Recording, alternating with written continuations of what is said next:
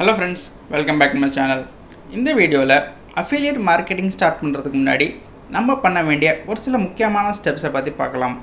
So அதுக்கு முன்னாடி affiliate marketing அப்படின்னா என்ன அண்ட் இந்த affiliate marketing எப்படி நம்ம பண்ணுறது அப்படின்ற நிறைய விஷயங்களை நான் ப்ரீவியஸ் வீடியோவில் சொல்லியிருக்கேன். அந்த வீடியோட லிங்க்கை மேலே ஐ பட்டன்லையும் கீழே டிஸ்கிரிப்ஷன்லையும் கொடுக்குறேன். மறக்காமல் அந்த வீடியோவை செக் அவுட் பண்ணிடுங்க. ஸோ வாங்க இன்றைக்கி affiliate marketing ஸ்டார்ட் பண்ணுறதுக்கு முன்னாடி தெரிஞ்சிருக்கக்கூடிய பேசிக் 4 ஸ்டெப்ஸை பற்றி பார்க்கலாம். வாங்க வீடியோ ஸ்டார்ட் பண்ணலாம்.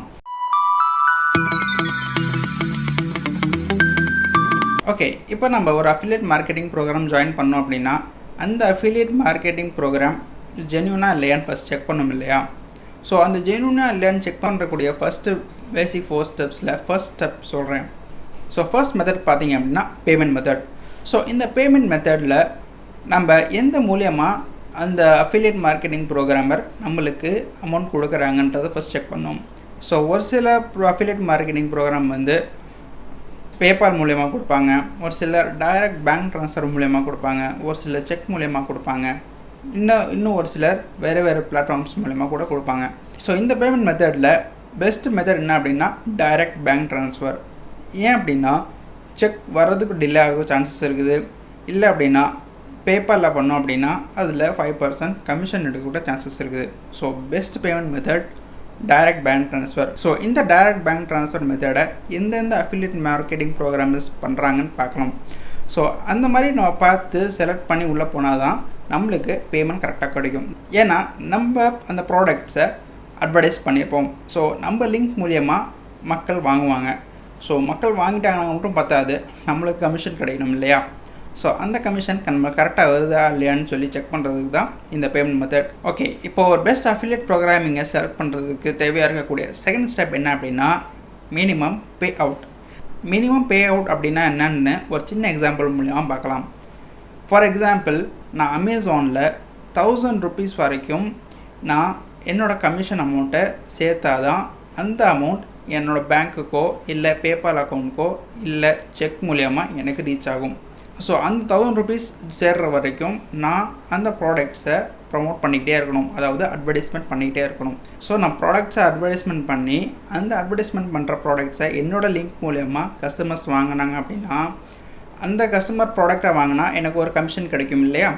ஸோ அந்த கமிஷன்ஸ் எல்லாம் 1000 rupees தாண்டினதுக்கப்புறம் தான் எனக்கு விட்ராயல் பண்ண முடியும். ஸோ எனக்கு கமிஷன் சேர்ந்து 1000 rupees ரீச் ஆகணும் அண்ட் 1000 rupeesக்கு மேலே போகணும். அப்போது தான் எனக்கு அந்த அமௌண்ட் விட்ரா பண்ண முடியும், இல்லைன்னா என்னால் விட்ரா பண்ண முடியாது. ஸோ இந்த மாதிரி ஒவ்வொரு அஃபிலியேட் மார்க்கெட் ப்ரோக்ராமிங்லேயும் ஒவ்வொரு மினிமம் பே அவுட் லிமிட் இருக்கும். ஸோ அந்த மினிமம் பே அவுட் லிமிட்டை நம்ம செக் பண்ணிவிட்டு தான் அந்த அஃபிலியேட் ப்ரோக்ராமுக்குள்ளே நம்ம போகணும். அது ஏன் அப்படின்னா ஒரு சில பிளாட்ஃபார்ம்ஸ் $1000 வரைக்கும் நம்மளோட கமிஷன் அமௌண்ட் சேர்ந்ததுக்கப்புறம் தான் நம்மளோட அக்கௌண்ட்க்கோ இல்லை பேபால்க்கோ இல்லை செக் மூலயமா கொடுப்பாங்க. ஸோ $1000 சேர்க்குறது அப்படின்றது பெரிய விஷயம் இல்லையா? ஸோ மினிமம் பே அவுட் எவ்வளோ இருக்குது அப்படின்றது ஃபர்ஸ்ட் ஆஃப் ஆல் நம்ம செக் பண்ணிவிட்டு உள்ளே போனால் நம்மளுக்கு நல்லது.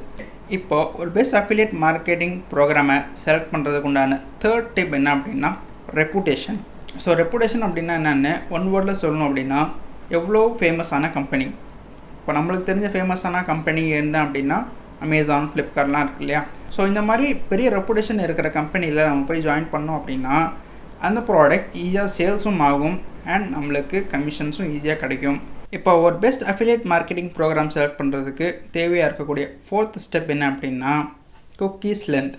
இந்த குக்கீஸ் அப்படின்னா என்னென்னு ஒரு சின்ன எக்ஸாம்பிள் மூலியமாக பார்த்துடலாம். ஃபார் எக்ஸாம்பிள், என்னோடய ஃபோனில் இருக்கக்கூடிய அமேசான் ஆப்பில் இருந்து நான் ஒரு ஃபோனை பார்க்குறேன்னு வச்சுக்கலாம். ஸோ நான் அந்த ஃபோன் பார்த்தேன் அப்படின்னா அந்த ஃபோனோட அதே ஆட் எனக்கு வேறு இடத்துல காட்டும். ஃபார் எக்ஸாம்பிள், நான் க்ரோம் ப்ரௌசர் யூஸ் பண்ணியிருக்கேன் அப்படின்னா அதே ஆட் அதே ஃபோன் எனக்கு ஒரு சின்ன பாப்பாக வரும். ஸோ அந்த மாதிரி பாப்பாக வர்றதுக்கு காரணம் குக்கீஸ் தான். ஸோ குக்கீஸ் அப்படின்றது ஒன்றும் இல்லை, அந்த வெப்சைட்டோட ஒரு சில டேட்டாஸ் நம்மளோட ஹார்ட் டிஸ்கில் ஆட்டோமேட்டிக்காக ஸ்டோர் ஆகிடும்.